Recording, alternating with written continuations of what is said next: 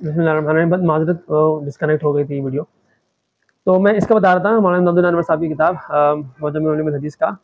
تو یہ معجم علوم الحدیث جو ہے وہ اس کو میں اگر جیسے مفتی عبید اللہ اسدی صاحب کی کتاب ہے نا علوم الحدیث، تو اگر آپ مجھے ایک اور کتاب بتا دیں تو پھر میں یہ بول دوں گا، کیونکہ بہت ایک تو ضخیم ہے، دیکھیں نا 1000 صفحات کی ہے اتنی موٹی. اس کے اندر کیا ہے کہ بہت ساری چیزیں اس میں آپ کو مل جائیں گی. حدیث کی قسموں کے حوالے سے کچھ وضاحتیں ہیں مل جائیں گی آپ کو، حدیث کی کتابوں کے حوالے سے، محدثین کے حوالے سے، حدیث کی ذیلی جو علوم بہت سارے علوم ہیں ان علوم کے حوالے سے ان کا تعارف ہے، بہت ساری چیزیں اس میں آپ کو مل جائیں گی.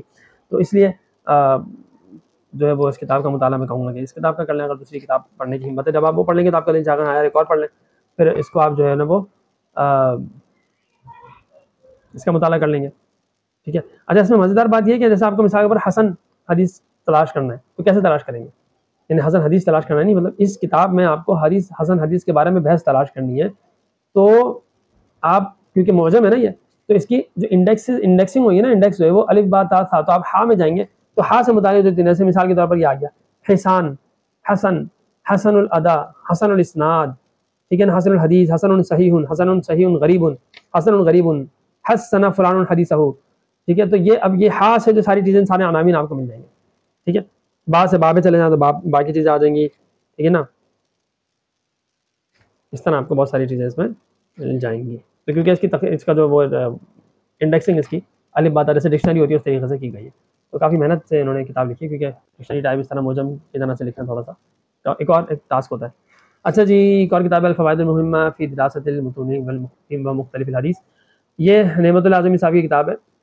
تو اس میں جو دراسہ کیا جاتا ہے متون کا، دراسہ ایک علمی سی چیز ہے وہ، کیونکہ حدیث کی فیلڈ کی لائن کی چیز ہے. صرف ایک آپ کو یہ آئیڈیا، اس ویڈیو کا مقصد وہ بھی بہت بڑی ہو گئی، مقصد صرف یہ ہے کہ آپ کو ایک آئیڈیا ہو جائے کہ حدیث پہ کتنا ذیلی انداز سے کس طرح کام ہوتا ہے. تو یہ دراسہ کیا جاتا ہے، تو اس کے کچھ اصول اور کچھ فوائد یہ اس کتاب کا موضوع ہے. اچھا جی، یہ ایک اور، بلکہ اس سے پہلے میں جو ہے نا وہ یہ چند کتابیں رہ گئی ہیں، 2-4 کتابیں ہیں، 4 ان کا میں بتا دوں، پھر ہم اس کا آخر کتاب اس کو بتا دیں گے انشاءاللہ، پھر ہم اس کا مکمل کرتے ہیں.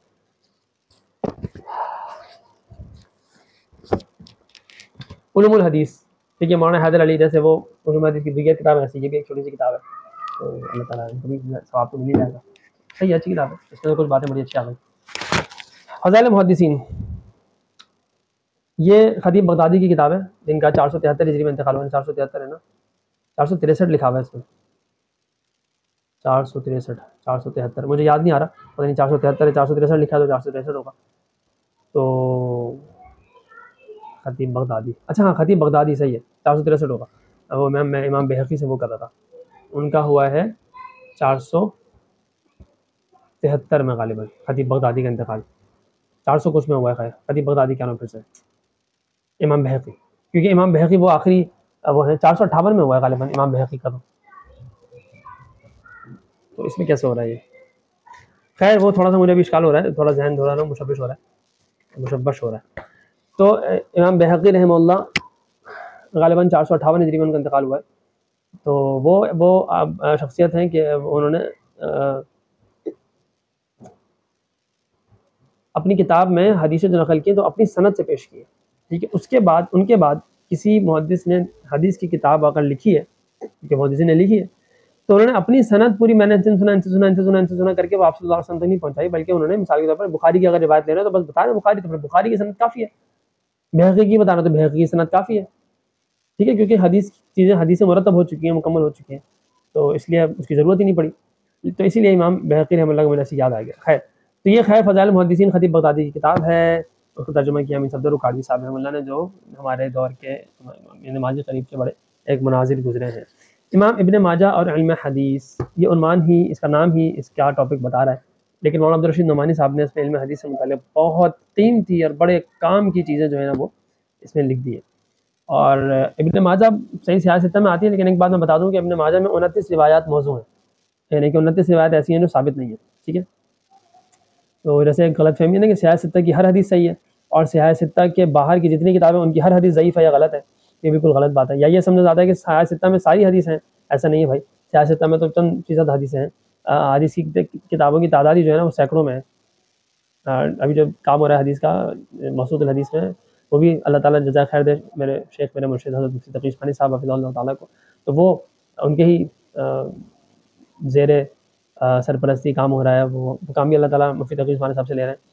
تو اس میں تقریباً 910 کتابوں کے حوالے ہیں، 910 حدیث کی کتابیں ہیں جن سے حدیثیں لی گئی ہیں. تو سیاست تو 6 ہیں بھائی، کہاں 910 کہاں 6، 1% بھی نہیں بن رہا. 9 کتابیں بھی ہوتی چلو ہم کہتے ہیں 1% بن رہا ہے، 910 کتابیں سمجھے.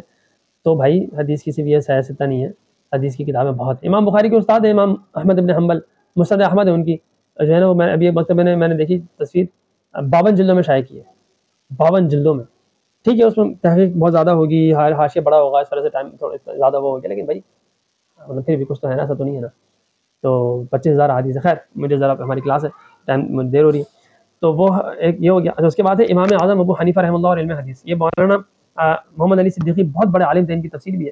تو انہوں نے یہ کتاب لکھی ہے، مفتی شفیع صاحب رحمۃ اللہ نے بھی بہت تعریف کی. یہ بہت شاندار کتاب ہے. نام سے آپ کو واضح ہو گیا کہ امام اعظم ابو حنیفہ کا محدثانہ مقام کیا ہے. اسی طرح ایک اور کتاب ہے مولانا صدیقی کاندھلوی، اس طرح کا کچھ نام تھا، مجھے نام یاد نہیں آ رہا. اس کتاب کا نام ہے امام ابو حنیفہ کی محدثانہ حیثیت. پتلی سی کتاب ہے، 100-150 صفحے کی. امام ابو حنیفہ کی محدثانہ حیثیت کیا ہے اس پر انہوں نے بات کی ہے. مولانا نعمان صاحب نے کتاب لکھی ہے اسی طرح، امام ابو حنیفہ کی محدثانہ حیثیت، 2 جلدوں میں، موٹی موٹی 2 جلدوں میں، تقریباً 700-800 صفحات پر مشتمل وہ 2 جلدیں بنتی ہیں. امام ابو حنیفہ کوئی چھوٹا آدمی نہیں تھا، ان کی محدثانہ حیثیت کیا ہے، وہ تو اتنے بڑے، بہت ان کی فقہی بصیرت اتنی زیادہ ہے کہ وہ حدیثی جو تھا نا ان کا علم تھوڑا ہم نے نہیں سمجھ میں آتا، تھوڑا غور کرنا پڑتا ہے. ٹھیک ہے جیسا یہاں تھی ایک روشنی ہے، ٹھیک ہے، لیکن یہ سورج یہاں آ جائے تو یہ سارے تو بلب کی روشنی ختم، فیل ہی نہیں ہوگی. مجھے بہت غور کر کے دیکھنا پڑے گا بلب جل بھی رہا ہے نہیں جل رہا، لیکن ہم دیکھوں گا تو ہاں ہے. اور اگر سورج چلا جائے تو دیکھیں کتنی ساری روشنی ہے. ٹھیک ہے تو امام ابو حنیفہ کی جو فقہی بصیرت ہے وہ سورج کی طرح ہے. تو دوسری ان کی روشنی ہے سرچ لائٹ یا اور دوسری جو روشنی ہے چاند ستارے ان کے حدیث کی اور یہ ساری چیزیں، وہ تھوڑی سی مدھم پڑ جاتی ہے، تو اس لیے پتہ نہیں چلتا. تو اس کو واضح کرنے کے لیے کتاب امام ابو حنیفہ اور علم حدیث انہوں نے بھی لکھی. اس طرح 2 کتابیں میں نے اور بتا دی. تو خیر آخری کتاب بس میں اس میں ختم کروں گا کیونکہ کافی ساری چیزیں ہو گئی. تراث العلماء الحنفیہ فی اصول الحدیث وعلومہ. دیکھیے علم اصول حدیث اور علوم حدیث پر علماء احناف کی تقریباً 1000 تالیفات کا اس کتاب میں تذکرہ ہے. یعنی فقہ حنفی ایسی جو ہوا میں نہیں آ گئی ہے، فقہ حنفی کے بارے میں عجیب عجیب پروپیگنڈے چل رہے ہوتے ہیں. تو فقہ حنفی جو ہے نا وہ اس کی بیک پہ، اور علماء احناف نے کتنی جو ہے حدیث کی خدمت کی ہے، یہ اس کتاب کا موضوع ہے. بڑی اچھی کتاب ہے، بہت مزدار سی کتاب ہے، اس کا مطالعہ بھی کریں انشاءاللہ بہت فائدہ ہوگا. یہ چند کتابیں آ گئی، بس جلدی کچھ چھوٹی موٹی باتیں آ گئی اس میں. اللہ تعالیٰ قبول فرمائے، غلطی ہو معاف فرمائے. جو صحیح کہا وہ اللہ کی طرف سے ہے، رحمان کی طرف سے، جو غلط ہو شیطان کی طرف سے. اللہ تعالیٰ ہمیں حدیث کی خدمت کے لیے قبول فرمائے. دعاؤں کی درخواست ہے. ہمارا علوم حدیث سے کورس شروع ہوگا انشاءاللہ. تو جن کو بھی کرنا ہے تو میں تو کمنٹ میں یا نیچے میں نمبر دے دوں گا واٹس ایپ کا، تو اس میں آپ مجھ سے رابطہ کر سکتے ہیں ہمارے ادارے تبیان العلوم انسٹیٹیوٹ سے. جزاکم اللہ خیرہ. دعاؤں کی درخواست ہے. السلام علیکم. سبحانک اللہم و بحمدک، نشہد ان لا الہ الا انت، نستغفرک و نتوب الیک. السلام علیکم ورحمۃ اللہ تعالیٰ وبرکاتہ.